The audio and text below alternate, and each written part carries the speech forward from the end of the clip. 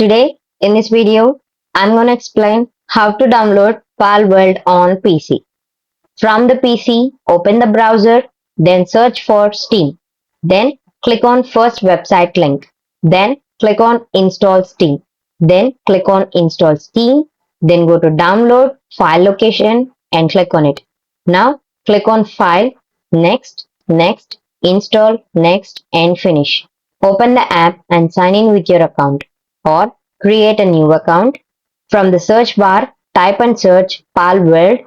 From the result, click on $35 option, then scroll down and click on add to cart, then click on purchase for myself, then enter the payment information, then agree the terms and click on purchase.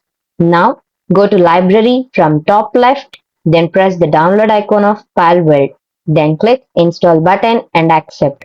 Then go to library and click on downloads.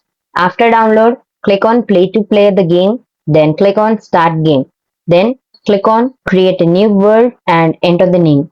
Then click on OK, yes, confirm and start the game. By following the steps, you can download Palworld on PC. This video helped you out, please leave a like and comment down below. If this worked for you, thanks for watching.